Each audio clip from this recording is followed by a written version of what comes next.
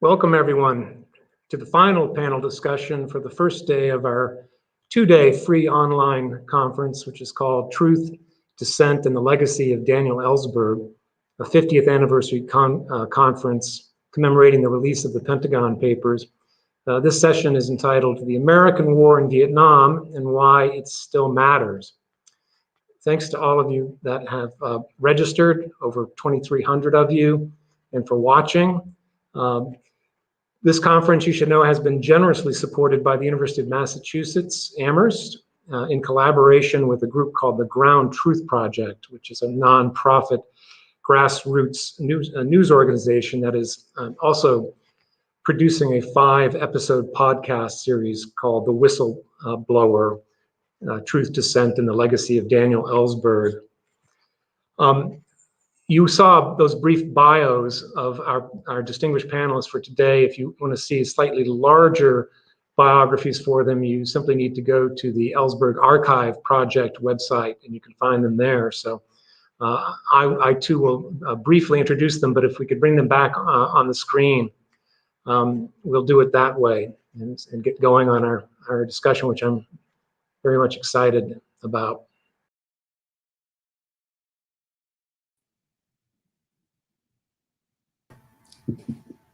There we go. Here, as they start to pop up, I will, well, going back to that, eventually we'll get them all on the screen. Here we go. Well, starting in my upper left is Bill Ehrhart. There's his name. He's a veteran of the Vietnam War and also a veteran of an anti-war organization formed during the war called Vietnam Veterans Against the War. He's had a distinguished career as a poet, a writer, a teacher, even managed to get his PhD sometime, I think in his 50s. Is that right, Bill? Yes, I was 52. Author of I have friends who can't say Dr. Earhart with a straight face. Author of many books. Next to him is Frances FitzGerald. She's a well-known writer and journalist who covered the Vietnam War in the mid-60s, one of a small group of women to do so, and went on to write a book called Fire in the Lake, which may be the only book I know of that has won the Pulitzer Prize, a National Book Award, and the most distinguished award of the historical profession, the Bancroft Prize. On the next row down on the left, we have Fredrik Logevall, who's a professor of history and also a professor at the JS School at Harvard University. He is the author of numerous books, including 2 very important books about the Vietnam War, one of them called Choosing War, and the other a Pulitzer Prize-winning book called The Embers of War. He has just completed the first of a 2-volume biography of John Kennedy. So we're happy to have him. Next to him is Ngo Vinh Long, who was born in the south of Vietnam in the 40s and left Vietnam in 1964, having received a scholarship to go to Harvard University, where he quickly became active in the anti-war movement and was the founder of a very important anti-war organization called the Committee of Concerned Asian Scholars. He went on to become a professor of history at the University of Maine and is a historian of both the French and American wars in Vietnam. And finally, Carolyn Eisenberg. I have to admit that all these panelists are old acquaintances of mine. Carolyn Eisenberg's nickname is Rusty, so I might slip into that occasionally, but Carolyn Eisenberg is a professor of history at Hofstra University and a lifelong anti-war activist, a historian of the Cold War, prize-winning book of her own, and a long-anticipated book that's going to come out, I hope, later this year about war planning, Vietnam War, the conduct and planning of the Vietnam War under the administration of Richard Nixon. The title of that is Never Lose. So welcome to you all. It's great to have you. Looking forward to this conversation. And we have lots to talk about. But I thought it'd be interesting just to get a relatively brief sense from each of you, since this conference is a commemoration of the release of the Pentagon Papers, though we'll only be talking about that a portion of our time. What's the memory you have of becoming conscious of the Pentagon Papers, and what kind of impact did it have on you? So maybe we'll start with the youngest of our panel members, Fred Logevall, and go in sort of a clockwise after that. Well, yeah, I guess I am relatively speaking a little bit younger. I was, I guess, 8 years old when the papers were released, and I encountered them. And this is important because it was a kind of 1-2 punch, Chris, which is, as an undergraduate, this would have been 1984, maybe in the fall. I read David Halberstam's The Best and the Brightest, and I recently wrote about this. It blew my mind. Halberstam's book was, and I think still is, an extraordinary achievement. That appeared in 1972. I read it, a dozen years later, and that spurred an interest in the war. I didn't know it at the time, but I would, of course, and then in graduate school, pursue research on the war. But I then became familiar with the Pentagon Papers. I knew that Halberstam had made use of them, and they proved to be really important to me as I delved into this research in showing, among other things, the disconnect, which my own research, I think, subsequently amplified, or at least, seconded, the disconnect between public optimism on the part of public officials, of U.S. officials, and private gloom, or at least gloomy realism about the prospects in the war. I think that's a theme in the papers, which for me was highly revealing. And then, of course, maybe the last thing I'll say here is that the papers also showed, of course, how far back U.S. involvement goes. You see in the papers World War II, and then, of course, especially the French War, how it is that little by little, U.S. administrations became more and more involved. That comes through. So that's my first experience with the papers. Great, thanks. Bill. Well, I'll do this as succinctly as I can. I enlisted in the Marines when I was 17 years old. I was too young to be drafted. When the Marine Corps didn't send me to Vietnam right away, I complained until they did. So I was a real eager anti-communist warrior. I came back from Vietnam 13 months later, completely confused, in pain. I didn't know what the hell had happened. I spent 2 years heavily drinking. When Kent State occurred, when they murdered those kids at Kent State, I finally began to speak out against the war, but believed somehow we were still the good guys in the white hat. We meant well. Somehow the train had fallen off the tracks, and if we could just get it back on the tracks, we'd be okay. And then 14 months after that, when I was 22 years old, the Pentagon Papers started appearing. And this will only take a minute or less, but I want to read what I wrote about that at the time. It was all here in the Pentagon Papers, all of it and much more. Page after endless page of it. Vile, immoral, despicable, obscene. Never once had they questioned their ultimate aims. Never once had they considered that the Vietnamese might not be malleable enough to conform to their blind, willful fantasies. Never once had they told the truth to me or to anyone else. I'd been a fool, ignorant and naive, a sucker. For such men, I had become a murderer. For such men, I had forfeited my honor, my self-respect, and my humanity. For such men, I had been willing to lay down my life, and I had been nothing more to them than a hired gun, a trigger man, a stooge, a tool to be used and discarded, an insignificant statistic. Even as the years since I left Vietnam had passed, even as the doubts had grown, I had never imagined that the truth could be so ugly. That was the impact they had on me. Wow. Thanks, Bill Ehrhart. Okay, how about Frankie FitzGerald? I first heard about the Pentagon Papers from the FBI because I was living in Cambridge at the time, and so was Dan was a friend of mine, and he had just moved from California to Cambridge, and so I would see him there, and I was writing my book on Vietnam. So these two guys in a car, in a completely, gray car, and looking exactly like your image of FBI agents at that level. We're just hanging out in front of my apartment for days and days on end. And so I finally went out and asked them what they were doing, who they were, and knowing perfectly well. And they said, well, actually, we wanted to talk to you. So I said, come right on in. And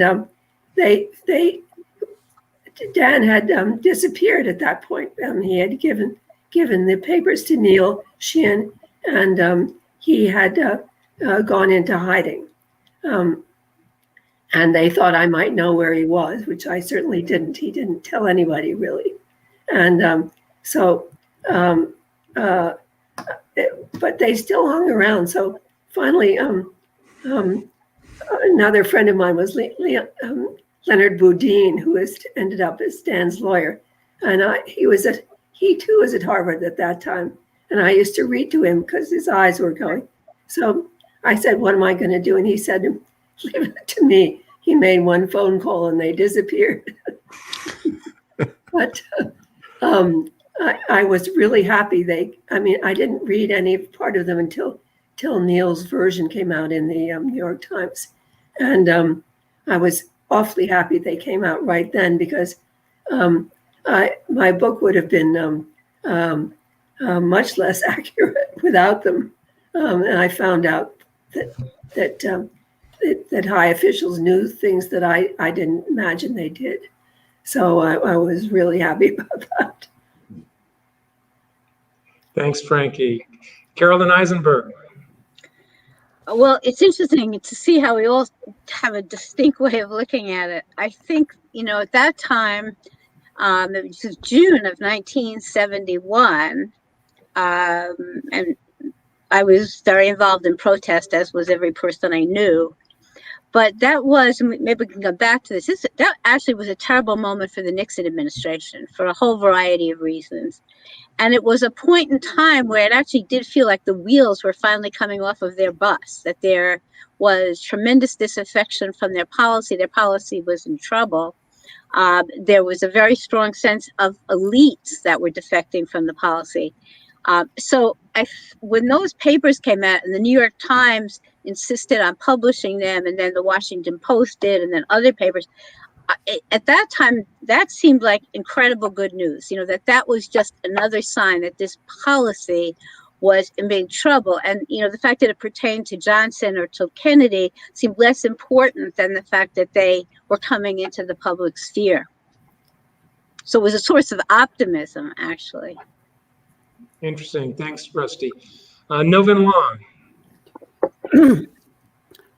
When the Pentagon Papers came out in New York Times, it kind of reinforced what I had said over the years. I had said about the same thing, especially about how American policymakers were not paying attention to the suffering of the Vietnamese people, that all they cared was about victory against the so-called communists. And the Pentagon paper kind of reinforced, that notion in me. Of course, I had been talking about the Vietnam War since 1964 after I came to the United States.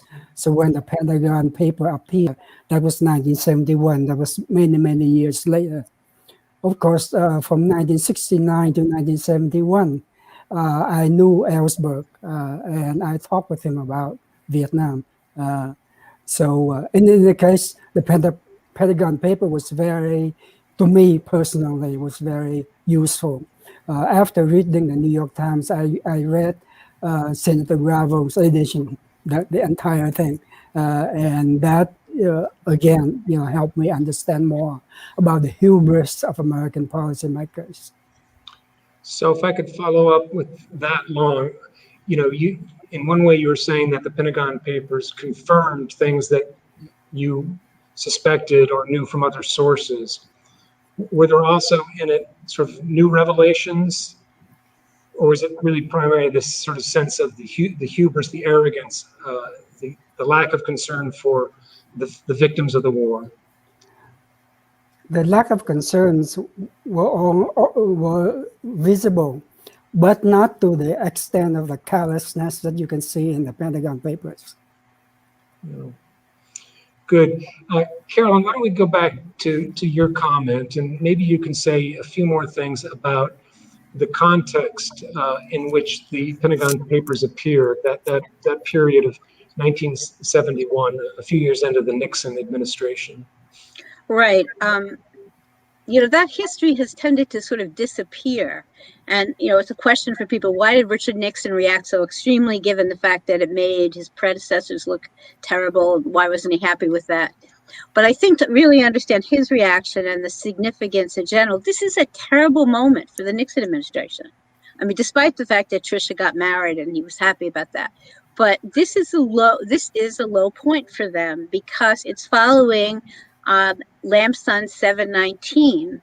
And I don't know if that is familiar to most people, but that was an absolutely major military development. It was the largest action on the part of the South Vietnamese army, I think probably the entire war. Now, this was the moment where thousands of South Vietnamese troops, without American ground troops, but American air support, go into Laos with the idea of cutting off the Ho Chi Minh Trail and killing as many North Vietnamese as possible. So this is a very big deal, and it turns out to be an unbelievable flop, right? That the South Vietnamese don't do what they say. They're overpowered by the enemy. They flee out of Laos. This retreat is very dramatic because you see South Vietnamese soldiers holding onto the skids of American helicopters. So this is really a disgrace to the administration in terms of showing that this whole policy of Vietnamization is complete nonsense.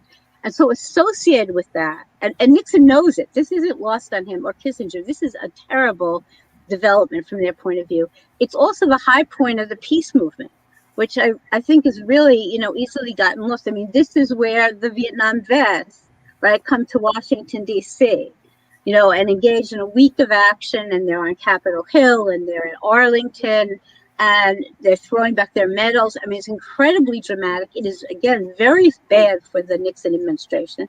And then you have mass demonstrations by major peace organizations. And then you also have the May Day Tribe, which in some ways might have helped the Nixon people a bit. But you've got probably the greatest tide of protest, certainly since Cambodia, and maybe arguably even before that. So that's all really in the background. So when Daniel Ellsberg releases these papers, this is kind of like another terrible body blow about the war. It's not about his predecessors. It's about what's wrong with the war, and it's about the willingness of people to take risks and stand up and protest at great cost because this war is so awful. So his example, is kind of inspirational for many people, but it's infuriating to Richard Nixon. Good. Thank you. Anybody want to add on to that?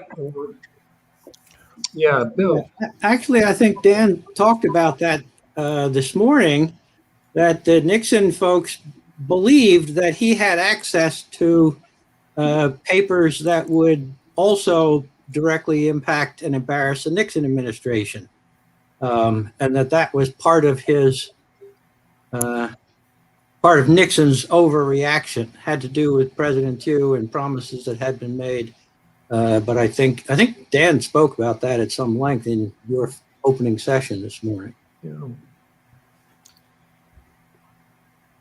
The other point that could be made, I suppose, Chris, is that, and this is where I think Rusty's book is going to just be so important to us. Is it's something else that Dan talked about today is when did the administration come to the decent interval strategy. The idea that you would be satisfied with a certain period of time between the departure of American troops and the likely fall of South Vietnam. But that certainly happens, it seems to me, subject to what Professor Eisenberg tells us, that seems to me to happen in the spring of 71. The relationship between the Pentagon Papers and the adoption of that strategy, I suppose we could debate, but it underscores Rusty's point that this is an important, a very important period in this war, right around this time of the paper's release. Yeah, I don't want to get too lost in these, the weeds of historical and scholarly debate, but maybe we could take it one step further, and I could just say that Ellsberg himself really believes that, contrary to most public belief, Nixon really did want to win the war. He wasn't really just trying to find a face-saving exit, that he really did want to preserve the two regime, at least through a second term in office. So I'm curious to go back to you, Carolyn, or any of you. What do you make of that argument? Well, I think, does anybody else want to speak to that first? Well, because I'm going to get corrected, I'm sure, I'll just say briefly here that I don't know that I fully accept Dan's argument on this. Or at least you can make the argument that, and this is, by the way, an argument I would make for Kennedy and Johnson as well as Nixon, that they are gloomy realists about this war privately, not publicly, but privately. And you can certainly make the argument that Nixon understood in '68, prior to the election, even in the transition period, that you're probably not going to win this thing long term. So I might distance myself a little bit with Dan there, but I don't know, Carolyn, we need to hear from you. Yeah, I'm thinking about this. What's the best possible way to put it? And part of what I'm thinking is that when you look at all these historical records, and there's like way too many of them, as Fred knows, is that one of the problems is that these people, Nixon and Kissinger, say lots of different things at different times, right? That they lie to the public, they lie to each other, they lie to themselves. So what they really, really want is not always such an easy thing to say. I think the way the issue was framed for Nixon most of the time, right, from when he comes in, it's probably closer to Fred, right till the end, is that his goal is to prevent the North Vietnamese from overrunning South Vietnam and driving the Thieu regime out of power. It's more of a defensive way of thinking about it, or making sure that if that's going to happen, that the longest possible period of time, will elapse. And his understanding of that altered, so that, in other words, when he first comes in, he and Kissinger think they can make a deal, which maybe will get them a lot of time before anything like that would happen. By the time you get to Lam Son 719 and you're seeing the weakness of the South Vietnamese army, then at that point, they're realizing that they might really be talking about a decent interval, a relatively short period of time, but they alter their perception on that. They really fluctuate back and forth about what they think is happening right up to December of 72, where weirdly enough, they're suddenly telling each other they're going to win, which is absolutely ridiculous. But I think the formulation of defensiveness is a more accurate way of putting it, rather than that they're going to win. Good. I'd like to turn to a slightly different subject, which is really punctuated by Ellsberg himself, who made obviously one of the most famous conversions around his opinion about the war that we know of, from hawk to dove, from someone who supported and planned both the nuclear war plans and the Vietnam War, to a radical peace activist. But of course, millions of Americans in that same period were changing their minds about the Vietnam War.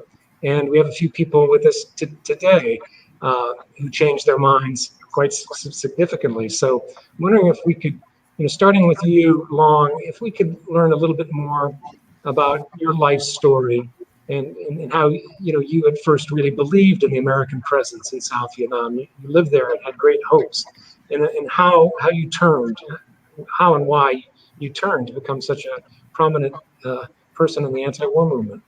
Yeah, I grew up worshiping the United States, and the United States in Vietnam is called Mỹ Quốc, which means a beautiful country. Another word for the United States is the Hiệp chủng quốc Hoa Kỳ, which means the racially harmonious country of the flowery flag. And so I just worship this country. And then my father was a Christian. And so my father, also really believed in the United States, believed in Christian love, and he taught me the Romans, I think, chapter 13 about love and so forth and so on, all this kind of thing. So I grew up adoring the United States. Then, by chance, in 1959, I worked for a mapping group, a mapping corporation. That's Filipinos and Japanese. That was making maps, military maps for the United States. So from 1959, October of 1959 to June of 1963, I traveled all around Vietnam and part of Laos and Cambodia. And I witnessed myself firsthand about the different stages of so-called pacification in Vietnam. At first, under Diem, it was called Quy Khu and Quy Ap, which means Quy Khu means to concentrate people in a certain region, and Quy Ap means to concentrate people in villages. And that was a way of separating the bad apples from the good apples. It didn't work. A lot of people opposed that. Then they carried out another kind of pacification program. It was called the Agroville. Agroville is a French word for agro means agricultural, and ville means city. The same idea. You group more bigger population in the Agroville, and then they also had the agro hamlets. And that was in 1959, of course. It started in April. And I went around, I saw this. And at first, it was carried out against the Montagnard, the Highlanders. They were brought from the highlands down to the lowland area. And many of them starved. And you can talk about killing so many millions of people, but when you see individuals starving, and what happens to them, how their hair became blonde, crinkled, how their animosums became dilated, how if you feed them with anything watery to eat, it will come off on the right away on the other ends. But if you feed them with something hard to eat, it will pierce their tender stomach or intestine, and they would die. And I reported this to the Saigon government. I said, look, you are talking about defeating the communists, but you are making more people against the government. They didn't listen. They said, well, this is only Thiên Ben, which means sickness from heaven. I said, no, it's not sickness from heaven. These people are starving. So I asked the U.S. Embassy to send people out, and show them what's happening. They said, oh, this is only dysentery. So they gave these people medicine, and then these people died, not too long after that. At that time, I was very concerned, but I wanted to go on. And as I went on, the pacification program escalated from the Agroville to the strategic hamlet, to the New Life hamlet, and so forth and so on. They changed the name, but every time it got worse and worse. And at first, thousands of people died, and eventually, according to Saigon statistics, about 122,000 people died of starvation. When you hear a figure, you cannot imagine that. But when you travel around, like I did on the ground, and you saw this yourself, you wonder what was happening. So again, I kept on firing letters back to Saigon, and I was told, if you don't stop it, one of these days we are going to arrest you. So I resigned from the mapping crew in I think it was May of 1963, and then I participated with Saigon students against the war in Saigon. But that's how I gradually became anti-war, so to speak, because of what I saw, the suffering of human beings that I saw during this time from 59 to 63. Including, Long, if I remember correctly, you saw the aftermath of people who were actually guillotined. Yes. Who were suspected communists, had their heads chopped off in the countryside. Yes, that was the people get their heads chopped off by the civil guards. That's on the ground. But the Saigon government, the Jim government, passed out a law which was known as Law Code 10/9, saying that anybody who opposed the Saigon regime or talk against the Saigon regime, then they would be subjected to military, military courts on the spot, and then would be executed. And then more than that, you see, Jim actually had guillotines. Not too many of them, but enough of them. Traveling, the country and chop people's heads off in front of crowds to scare them. And that's the regime. But you see, once you have a war started, people became brutalized. For example, I saw the officers of the Bảo An, which means the civilian guards. They chop people's head off. They put on a stake in front of their compounds, and they put cigarettes up the noses of people and try to light and laugh. So and from that, I realized that war brutalized people, and that you have to try to end wars, and that's where I came from. Wow. Thank you. Thanks, Long. Very powerful story.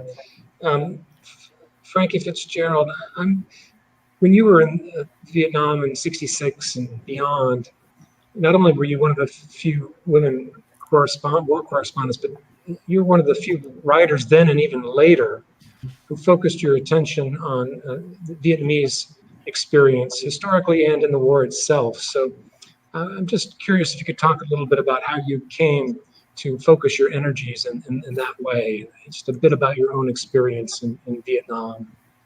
Well, first let me say that before going, I had read a good deal of books by the French about the war. And so that made me very, very skeptical. And the New York Review of Books was publishing Jean-Luc Couture and others. And a lot of my friends, French scholars at Harvard actually, were very skeptical. But, so that's how I went in. But once I got there, I realized that all my male friends out there were going out and following the American troops around. And I thought, I'm not going to be very good at that, number one. And number two, everyone else is doing it and no one is trying to understand the other side, or indeed our side of the Vietnamese. And that's where I thought that the main ignorance was among officials and Americans generally. So that's what I did, and as I went and spent time in villages, often over and over again, to see how it changed, and I went to civilian hospitals and so on, and actually that one civilian hospital in Quy Nhon, just after a major battle in Binh Dinh province, was filled with civilians with the worst wounds you ever saw. I mean, C4 and napalm burns, and they were just lying out in the corridors, and there was no place for them. And there were only 2 doctors in the place, and they were both foreigners. One an American who was on the 6-month, sort of mercy thing, and the other a New Zealand doctor, and the American doctor was so horrified by this that he was practically going out of his head. I mean, and I realized that the Vietnamese military hospital was pretty good. I mean, it wasn't up to American standards, but it was pretty good next to this. I mean, there were dogs roaming in the corridors and with bones. Guess what? Human bones.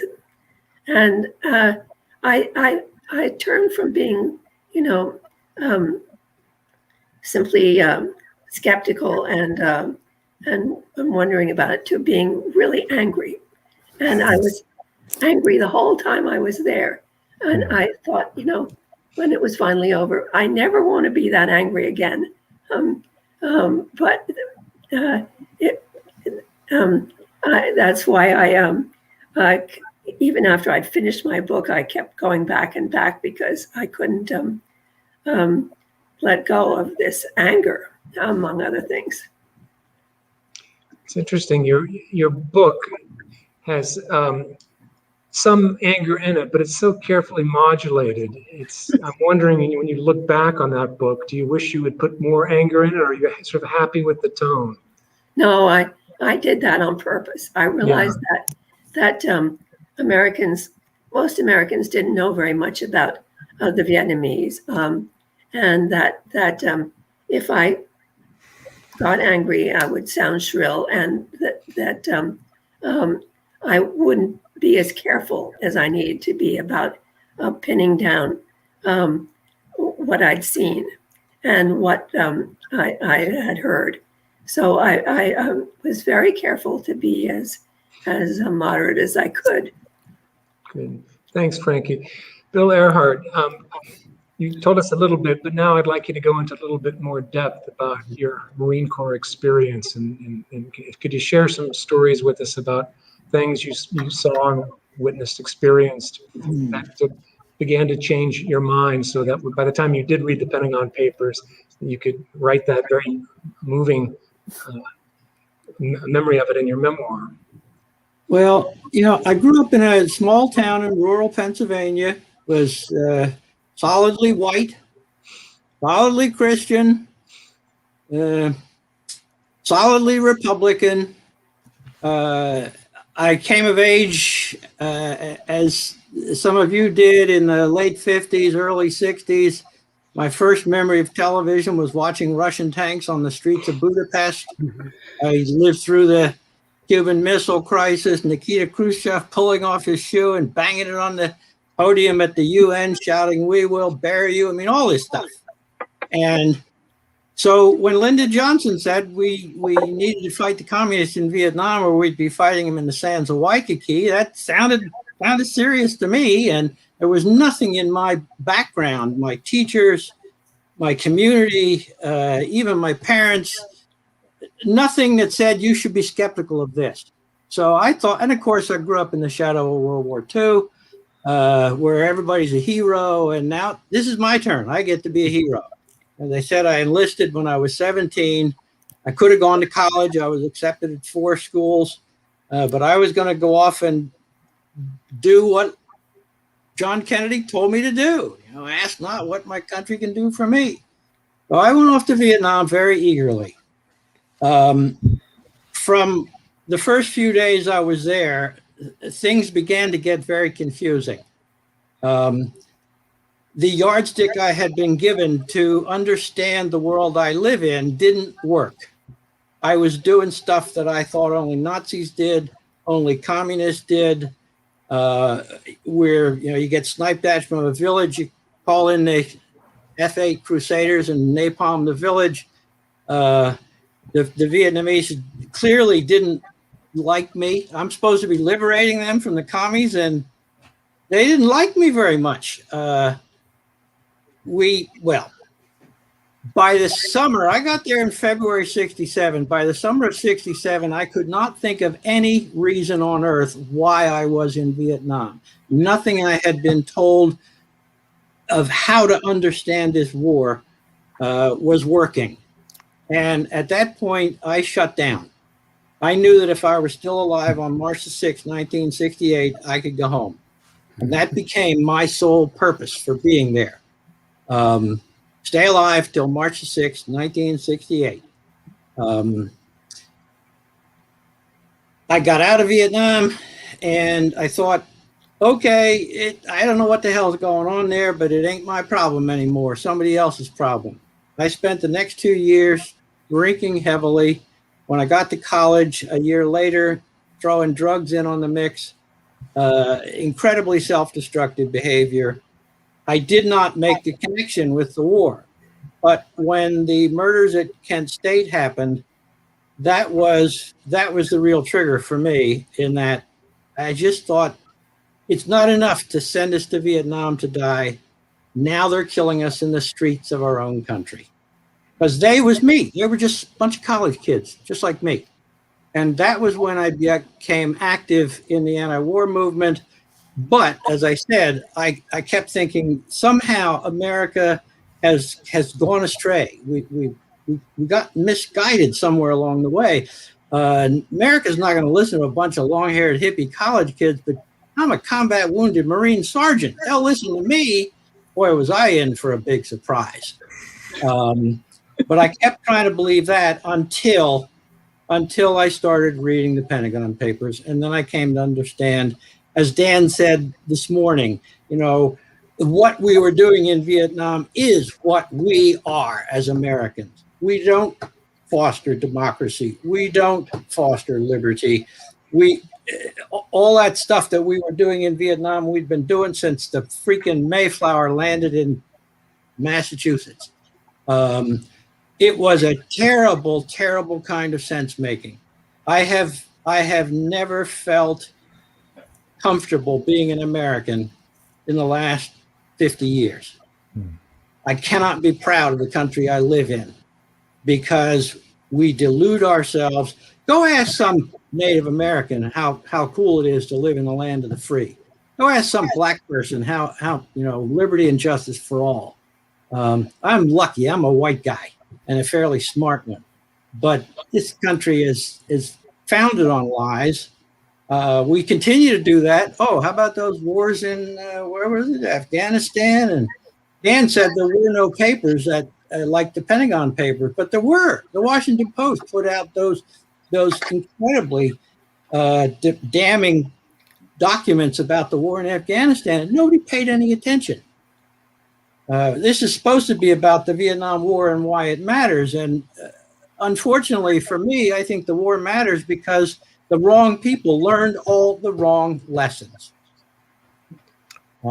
Chris, yeah, go ahead, Fred. I had a question for you too, but just a couple of quick points, if I may. One in response to what Bill has said, which is, as I said before we went on the air, if you will, I show my students episode 5 of Vietnam: A Television History, the WGBH series, which I think is still a marvelous series. I recommend it to you. But in that episode, Bill talks in powerful terms about why he went. And there's a line, Bill, in which you say to your mom, is this how you raised me? To have other sons fight America's wars, for us? Which I think really resonates with my students. And then a little bit later in the same episode, when it dawned on you that, hey, maybe we're not the good guys. And so I just want to recommend to folks, if it's been a while since you saw the series, it's available on YouTube. You can just click on it.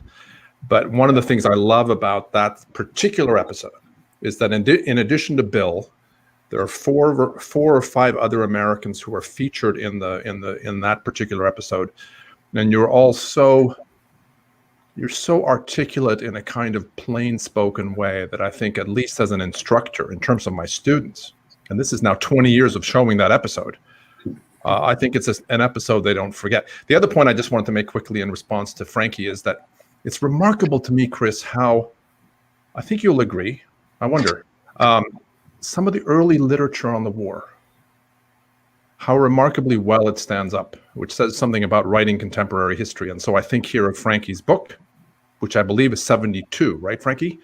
We got, how I already mentioned The Best and the Brightest, also 72.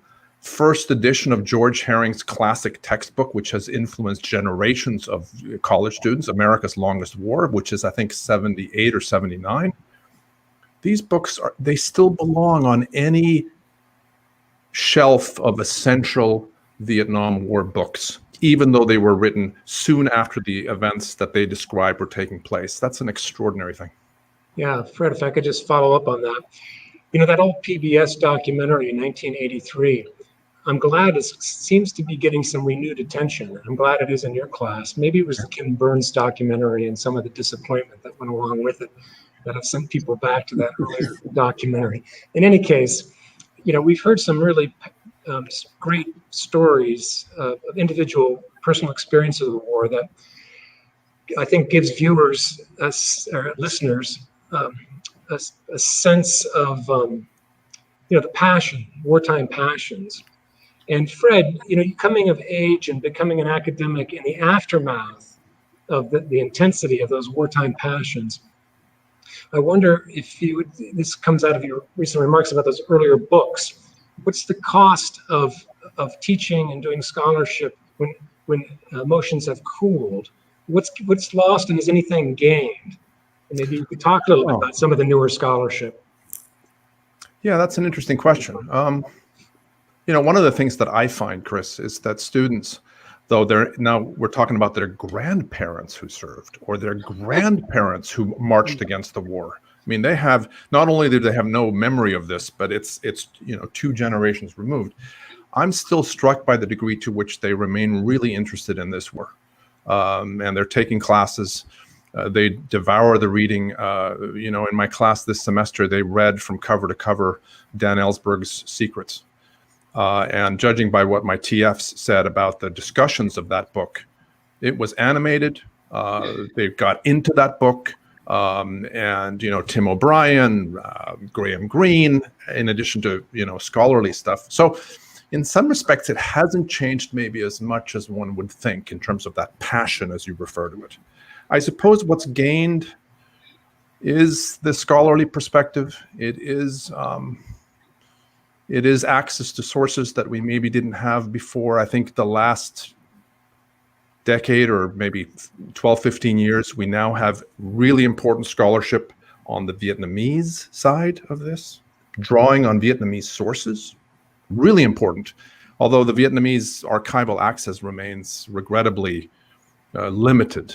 You still can't get access to top level stuff on key questions pertaining to this war. But it's remarkable how the scholarship grows and grows. We still need more. I think we need, and this Rusty's book is going to be important, the Nixon years, Chris. Seems to me that the period between the Americanization in 65 and Tet, in other words, scholarship on 66 and 67, we need that.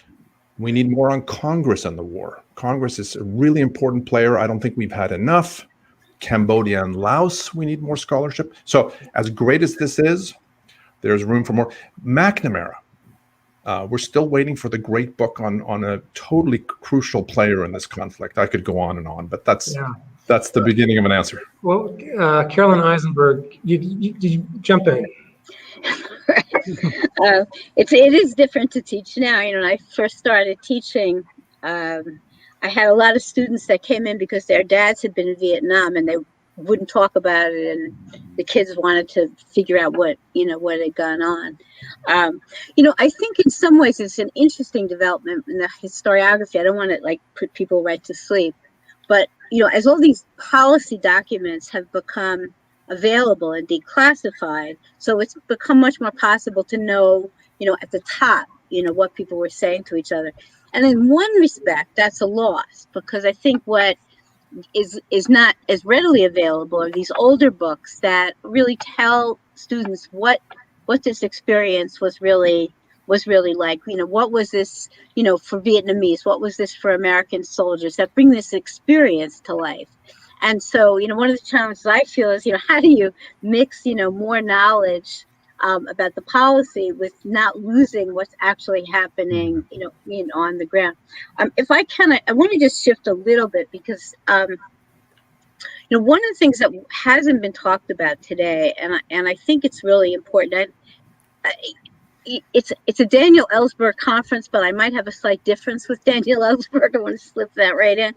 Is the importance of what was happening in terms of the ground war, and very specifically the fact that Nixon is taking the American troops out of Vietnam, right? That he is beginning a process of withdrawal in the summer of 1969, and that process is continuing to the extent that by the time that the election happens in 1972, there are almost no American combat troops, in Vietnam. Which is something, I remember, if you were a peace activist, and the idea that Richard Nixon was the peace candidate would make you crazy, right? But the fact is, for most Americans, the big story was that those troops had come home. And the fact that the troops were being withdrawn actually limited the administration's options, which brings me to one other point that I think is very important to make, which is the impact of the peace movement on policy. In other words, it wasn't that Richard Nixon woke up one morning and said, "Oh, gee, I'd like to bring those people home." He was forced to do that. And in a way, that was the success of the peace movement that I think we actually never appreciated, which is that the domestic opposition was so strong that whatever else he wanted to do in Laos, Cambodia, with airplanes, he could not keep those troops there.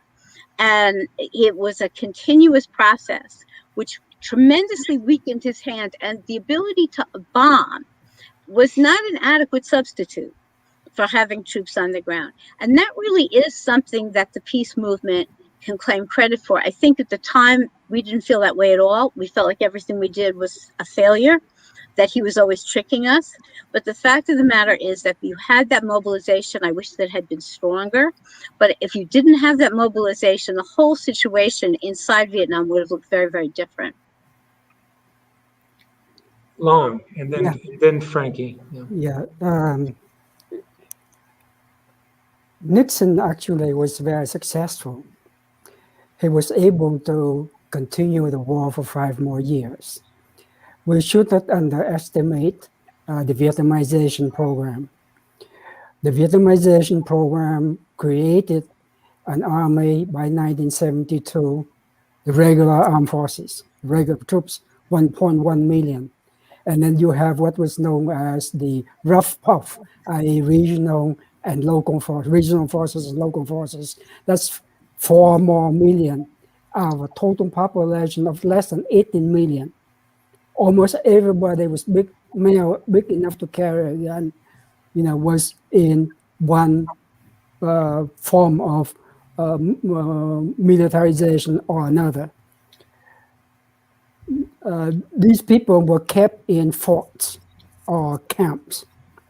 And so whenever there was any kind of quote-unquote enemy attacks anywhere or firing anywhere, then the Vietnamese troops would fire back at them. And then the United States would bomb. At that time, there were 3,000 American bombers and Vietnamese bombers in Vietnam. They could reach any part of South Vietnam in 5 to 10 minutes. During the Nixon administration years, on an average, 80,000 to 100,000 tons of bombs were dropped on Vietnam, the southern part of Vietnam, every month. The entire amount of explosive drop on all fronts during the Gulf War was 86,000 tons. So you can see the incredible destruction on Vietnam, on the southern part of Vietnam. And Nixon hoped that with that kind of destruction, he would destroy the enemy or would make it impossible for the other side to quote unquote win. So Vietnamization was for that purpose. And then, of course, it was very popular, if you remember, as a member of a peace movement. You know, Nixon, every time he got up on TV, he said there are two ways to peace: Vietnamization and the Paris Agreement. And the one cannot go on without the other. So he tied negotiation in Paris to the Vietnamization program, and he was able to prolong the war. And the hope was that eventually the Vietnamese, you know, whether the NLF or the North or whether Saigon would be so weakened that they would not be able to continue with the war. And that was what Vietnamization was all about. Of course, you see, I mean, I was a student of Kissinger. I was also a student of Sam Huntington at Harvard. They had their offices were right opposite of each other at the International Institute. Huntington was on the left, Kissinger was on the right. As you enter, it's now the Jewish Museum. And Vietnamization and so-called forced draft urbanization, you know, by Huntington was basically the same thing, because I work with them. You know, every week I met with Huntington. I would talk with him about forced draft urbanization. Then after I finished with him, I went over to Kissinger. And both of them wanted to prolong the war. Huntington was chief international advisor to Hubert Humphrey. And had Humphrey been elected, I'm not sure that U.S. policies in Vietnam would be very much different. Of course, Humphrey was a very nice guy. You know, I met Humphrey quite a number of times. But you never know what the effect of your advisors on you, you know. And so I think, you know, at that time, the American war elites were still thinking that they could still win by other means. Okay, Long, thanks. Well, I'll get back to you, Carolyn, but I think Frankie, I know you want to say something, but Frankie had a thought. Okay. Well, I first want to say that I think you can believe Long and Carolyn at the same time, because both things are absolutely right. And so that isn't a problem. What I would like to take up is this question of memory and forgetting. And it was one that was raised by all of you at UMass. And I thought it was very important because, first of all, I remember I was at Harvard or around the area, and I met a student at undergraduate who was a big anti-war demonstrator in about 71. And immediately the draft ended, he suddenly dropped out. And I said, why aren't you out there on the streets? And he said, you know, I don't know. Why should I? You know, it was as though just one thing happened after another. And he hadn't really noticed. But this happened in a way to all of us, because, you know, in 78, 79, 77, 78, this tiny country, which few Americans have ever been to before 54, had become a huge, you know, the center of our universe, you know, a great moon. And it was as though, you know, so many people were really concentrated on this, more than any other small war I can think of. I mean, this wasn't small, but I mean, as apart from the First and Second World Wars, and then after the war ended or was about to end, everybody forgot. I mean, it was just nobody talked about it anymore, and it wasn't just the guys coming back home who didn't want to talk about it. It was, the press, nobody did. And in fact, the military did the most interesting thing of all. It simply canceled all its courses at West Point about counterinsurgency warfare. And I remember Colin Powell saying this at the time, that the real issue was the Cold War between the US, Russia, and China.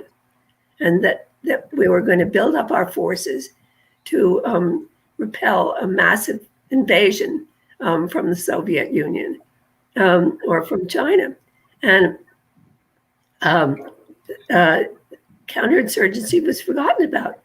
And it was only in the middle of the Iraq War that David Petraeus wrote this manual about counterinsurgency. And people acted as if they never heard of it before.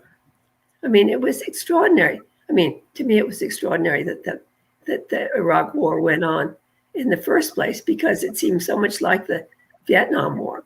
But there were big protests against it. There were really major protests, bigger than most against the Vietnam War, against this one in New York, just before it happened. But nonetheless, the military learned no lessons at all from Vietnam, and you can just imagine Cheney and Rumsfeld sitting there watching the end of the Vietnam War and wanting to make it, do it again, do it over right this time. And so they just went into this almost the same kind of situation, and with American troops and nothing else. And the Iraq War became just as crazy. Thank you, Frankie. Bill, you want to jump in? I really would like to, in that I disagree that the military didn't learn anything. It learned that the American people will tolerate having their tax dollars used to kill other people. Dan talked about that this morning, as long as it's not their kids who are coming home in body bags. They learned it too late to do anything in Vietnam, but that is the way that Reagan fought the wars in Central America, with American money and American technology, and Central Americans doing the dying.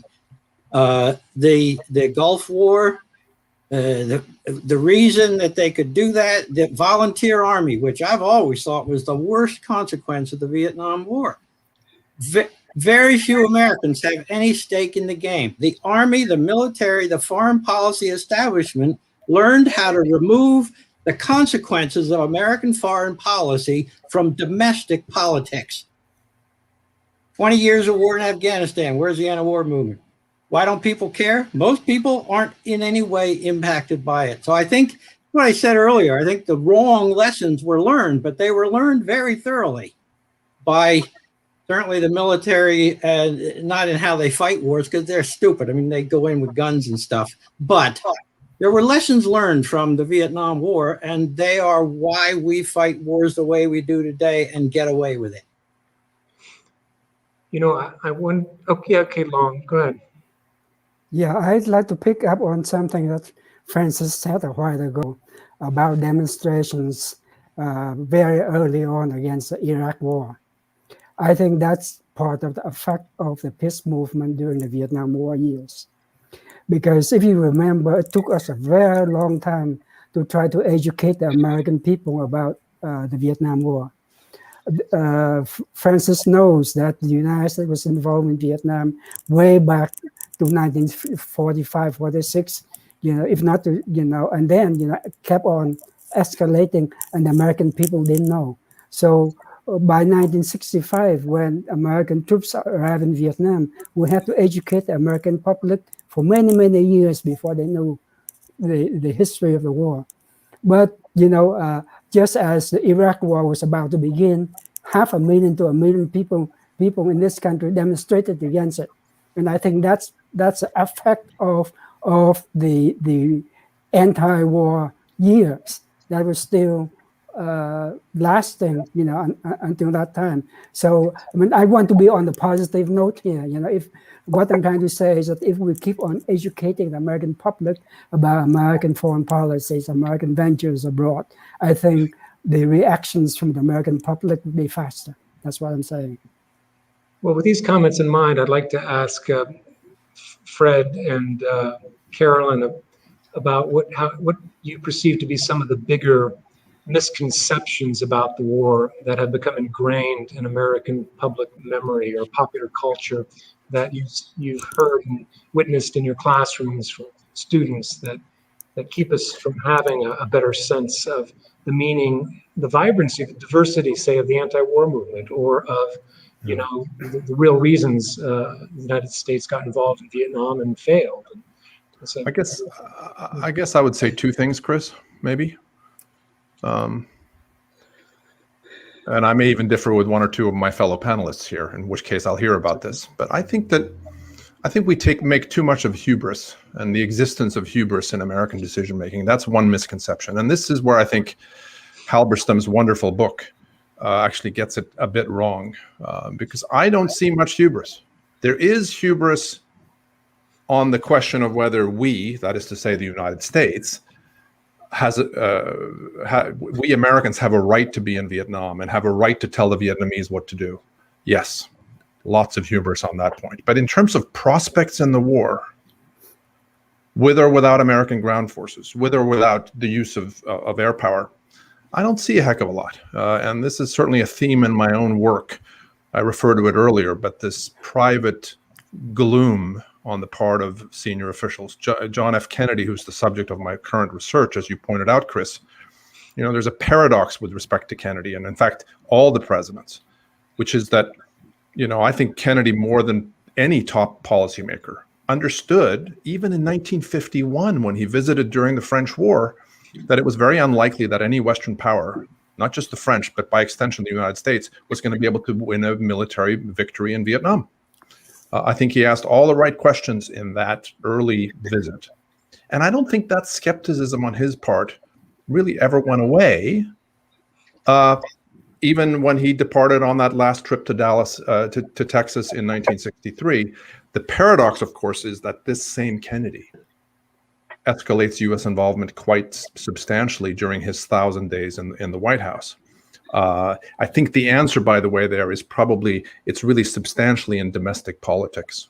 That's why he and Johnson, and to a degree Nixon, escalate and perpetuate this war. I think it's key to understand. But I think there is a common misconception here about hubris. Another one would be that Americans are ignorant about Vietnam. Yes and no. I'm not going to suggest that these officials were experts on Vietnamese culture and history. They clearly weren't. But they weren't the dummies that people suggested, or that they themselves, including Robert McNamara in his memoirs, made them out to be. McNamara then says, if only we had known. Well, the truth is he did know. And he was, in fact, a pessimist from an early point. Maybe the second point I'll make quickly here in response to your question in terms of misconceptions would be that I think there's a sense, and maybe Bill just spoke to this in a similar way to what I'm about to say. There's a sense that the American people will not long tolerate a limited war, an inconclusive war, a stalemated war. I would say quite on the contrary. Vietnam shows that the American public can be remarkably tolerant for that kind of war, and that's one of the reasons why it lasts as long as it does. And that is also something that we see in later American interventions.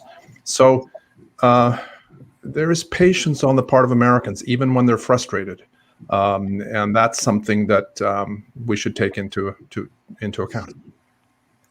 Let me just jump in and avoid the question of hubris as possible. So I was trying to think very quickly, Chris, about What are the things about Vietnam that we maybe learned and then we sort of unlearned or never learned in the first place? So, one point which I think, several of our speakers and certainly Daniel today addressed is the immense suffering that our policy caused to literally millions of people. What happened to Laos, what happened to Cambodia, what happened to Vietnam itself. The damage, I would say 95% of that understanding is just gone.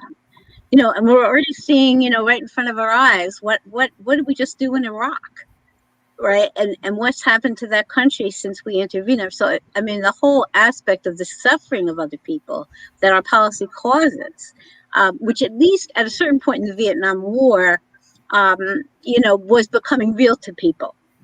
France's book contributed to that and other things. So that's kind of gone away. Like, that's just something bad that happened before. And that's one thing. A second thing, which gets us into a more complex discussion, is, in fact, I would argue the successes of the peace movement and the role of the peace movement in actually bringing the Vietnam War to an end.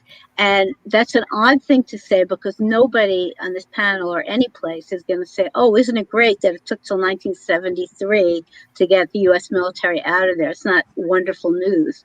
But the fact of the matter is that the peace movement played a critical role in bringing the war to an end, as did opposition in Congress in bringing the war to an end. So I think that part of the story, I'm never sure was even appreciated back then. And then a third thing that was more obvious back then that I think we, sort of lost, is what does it mean that we have created this giant national security state that is highly militarized? And when problems arise, and there could be a variety of ways to relate to those problems, that there is in fact a disposition that exists in our institutional life, to proceed with a military solution to the problem. And I think that was something we were beginning to appreciate, during the Vietnam War. I think that awareness has just gone away. And I think we're seeing it now. We're just about getting out of the war on terror so we could go back to having a war with Russia and China. Not necessarily a war, but that, in other words, we now have new enemies again. Like, what is it about our institutions that generates that and regenerates that? I think we started to talk about that a lot at the time of Vietnam. I think that consciousness and awareness has sort of disappeared. Well, just to echo your point, I do think that the successes of the anti-war movement are not much talked about, but even more than that, one of the great successes of the rightward shift in the Reagan years was this demonization of the anti-war movement, and a kind of really gross, reductive caricature of it as, self-absorbed and self-righteous and campus-based, and students, I've had my students over decades have come to class really believing that anti-war protesters routinely spat upon returning Vietnam veterans and called them baby killer. Maybe Bill and Long, you can talk about this. Oh, I'd really like to address that one. Sure. Back in the early 1970s, what the American people saw of Vietnam War veterans were guys like us out in the streets demanding an end to the war, working with the anti-war movement. We were the bloody anti-war movement by 1971. And that has all been forgotten, as Carolyn says. Now, the image is, we poor vets came home and got spit on and called baby killer. I don't know if you read Jerry Lemke's book, The Spitting Image. It's a brilliant piece of work. But we were abused by our own government. I couldn't even buy a car in my own name when I got back from Vietnam as a combat wounded veteran. You want to talk spit on? That's being spit on. I couldn't buy a beer legally in my local bar, and I'm a 19-year-old sergeant. We were not abused. We were abused, all right, but not by the anti-war movement. And that mythology of the poor spat upon Vietnam veteran drives me crazy because it's not true.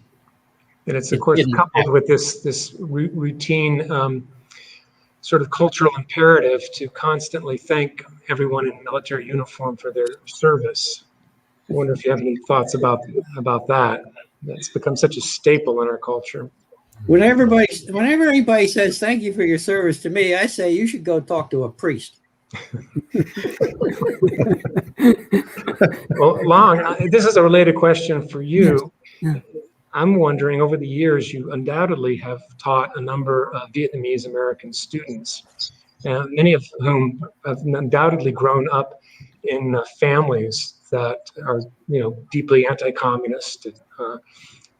I wonder what their reception of you has been over the years, if they find out about your history. And I know once you gave a lecture at Harvard, and a group of recent Vietnamese refugees tried to firebomb you. Your life was in peril. So I wonder if you could talk about some of those dynamics within the Vietnamese, now much more diverse politically group of people, I understand. But That happened after the end of the war.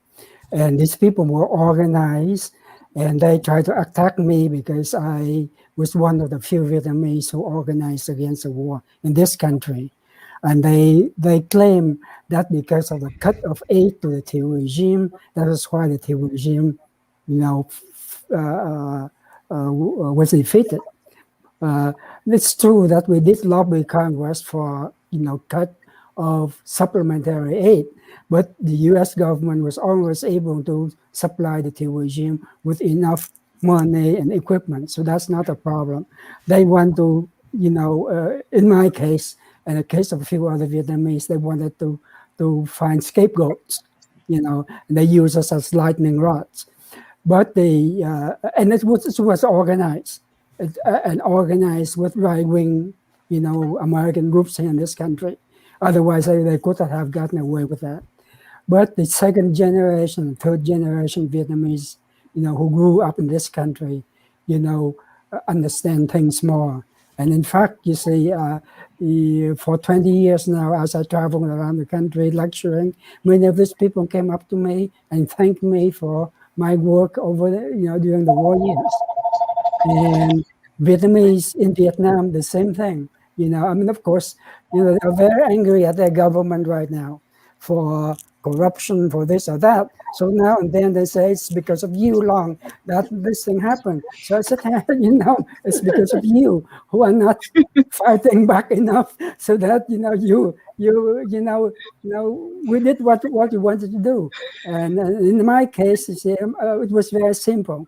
I said that if I could somehow help to end the Vietnam War 1 minute earlier than it would have, then I could have saved 10 lives. So that was, I was very simple in my anti-war activities, but I was not pro-communist or for the regime at the present time. And I would say this, you see, people say that the present regime is corrupt, but not as corrupt as the Diem regime or the Thieu regime. And if you look at life in Vietnam right now, with life in Vietnam during the war years, they're just so different. So I think we did our part right now, for whatever. Thanks. Well, we've got about 10 more minutes, and so I want to circle back to this question of sort of where we are now, and why the Vietnam War still matters, and what is to be learned. And one of my own arguments is that one of the things that's preventing us from making fundamental change in foreign policy and making it, scaling it back, making it less imperial, more democratic to an informed public with more congressional oversight, is this ongoing misplaced, in my mind, faith in American exceptionalism, that we are this indispensable nation that is a force for good in the world, and without which, all hell would break loose. So I'm curious to see what your thoughts may be. Do you see some breaks in that? Is the current administration, or in the movements we start, some of the movements, whether it's over climate change or racial justice, I'm kind of looking for signs of hope, I guess, along with pessimism. Help me out. May I just, I think after the Trump years, people, with, just have this isolationist kind of thing. You know, America is great. Let's make America great again. Whatnot. I think, you see, I mean, there is still some hope for American. How do you say that? Christian love. As long as you don't make other people make other people love you as themselves, or vice versa. You see, or in other words, as long as you don't impose your will on other people and have this international outlook, and know that, you see, I mean, we are living in the same world, and that problems in one area would, affect another area, and try to stop wars before they start. Because when war starts, it's very difficult to stop, and they have a tendency of escalating, especially as far as the policymakers are concerned. They want to justify their failure by escalating to the thing that, if they escalate, they will come out more successful. And I think that's what happened in the case of Vietnam. I mean, the war in Vietnam could have prevented, many, many times. And then the escalation of the war could have prevented many, many times during that history. For example, one of the biggest problems, you see, of course, I oppose myself the Diem regime and its policy, but I think it was one of the biggest mistakes in American foreign policy is to have Diem killed. Because after having Diem killed, then, the war escalated. And then there were many, many other opportunities for ending the war, and we never did. Diem wanted to end the war. Actually, he negotiated with with Hanoi. He negotiated with the NLF, and when that was found out, he was assassinated. One of the things that, if I could jump in and build on that and respond also to your question, Chris. I think Long is right. There is a contingent quality to this, and I don't think we should lose sight of it in this panel or in this conference. And that, to me, at least, is a potential cause for hope. That, I tell my students that to the policymakers of the past, the future was merely a set of options. And it is contingent. There are moments in this story, 1945. 1954, 63, Long has just mentioned, 65, when I believe things could have turned. Dan spoke earlier about Humphrey in 68. I think myself that if Humphrey wins that election, it's very possible we have a different result. So I think that's something I would say. I would also say one other thing quickly, which is that it seems to me that what Vietnam shows and what the Iraq invasion shows is that policymaking occurs within a permissive context, which means that Congress doesn't do the job that it should do. Perhaps allied governments don't do the job that they could do. The American public, the media, because they allow, in the case of Vietnam, this war to happen despite deep misgivings on the part of a great many people. That's both a depressing conclusion that I've reached, but it's also a hopeful one, which is that if you can get beyond this permissive context, if you can hold policymakers accountable, which it seems to me is Dan Ellsberg's message, then we can affect real change. Go ahead, Carolyn.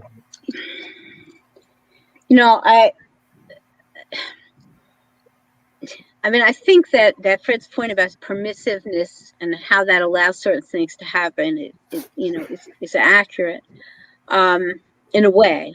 But I want to just go back for what might seem a small piece of what we're talking about as it relates to a bigger piece, which is that if you look at what actually happens in that first Nixon term, ultimately the Congress is very crucial.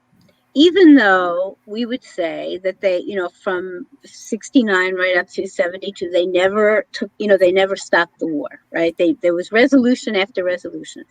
So, and I think that's been the way this is understood, is that this is kind of a flop. But if you go back and look at the records of the Nixon administration, one of the things that's also clear is that it is that they think, and correctly, that if they don't keep withdrawing from Vietnam, they don't keep going out, the Congress is going to cut them off. And how do we actually get to a peace agreement in January of 1973? We get there in part because the Republicans in Congress have gone up to the president, to the White House in November, and they say to Nixon, we don't have the votes. So you guys settle this up, because as of January 20th or whatever, we are not going to fund you anymore.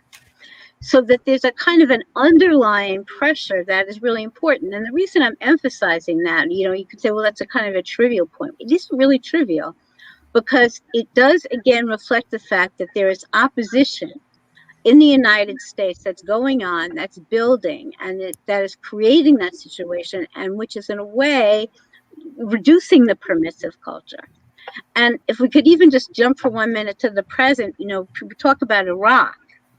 And I know some people say, well, there was no peace movement. But in actuality, if you look at what happened in the Vietnam War, and it's not a happy story for anybody, really, at this point. But nevertheless, there was opposition to the Iraq War that continued beyond the point when the war actually started. There was a lot of activity in Congress, a lot of opposition on Capitol Hill. And I think one of the factors that forced George W. Bush, actually, to start pulling out the troops and make a deal with the Iraqi government was because there was a peace movement in the United States. It probably, would have been better if it was stronger, but it was there. So I think in all of our looking at these things, that we shouldn't absolutely discount the fact that opposition, organized opposition, does have an impact on policy, even if it's not all the things we would like it to be, which in both of these stories, there's a lot of sadness and tragedy, as well as an end to it. Thanks, Rusty. You've given me a little hope there. Okay, Frankie, quickly, because I promised that Bill would have a chance to read a poem at the end, but go ahead. Yeah. Oh, yeah. Well, I just say that about American exceptionalism, that I thought it come to the end by the end of the war, but it hadn't. But what has happened is that it, among other issues, has created this complete divide between us now that never existed before, and that I think that the Democrats understand that this doesn't work. And then you can hear that in Joe Biden's voice, whereas you can hear American exceptionalism in a whole lot of Republican voices, particularly Trump's, of course, but that was one of the most difficult things to pull away from. And of course, American exceptionalism has a lot to do with white supremacy, and when you see what's happened within this country, the kinds of protest movements that have to do with domestic issues, I think. You can feel that a little more optimistic. Good. Thanks, Frankie. I think we're about done, but I'd like to close out by asking our poet, resident poet, Bill Ehrhart, to read a poem for us called Guns. Okay, thank you. I'm reading from a book called Thank You for Your Service. I can't read the title poem because it's got a lot of F-bombs in it. This is Guns. Again, we passed that field green artillery piece squatting by the Legion post on Chelton Avenue, its ugly little pointed snout ranged against my daughter's school. Did you ever use a gun like that? My daughter asks, and I say no, but others did. I used a smaller gun, a rifle. She knows I've been to war. That's dumb, she says. And I say yes and nod because it was. And nod again because she doesn't know. How do you tell a 4-year-old what steel can do to flesh? How vivid do you dare to get? How explain a world where men kill other men deliberately and call it love of country? Just 18, I killed a 10-year-old. I didn't know.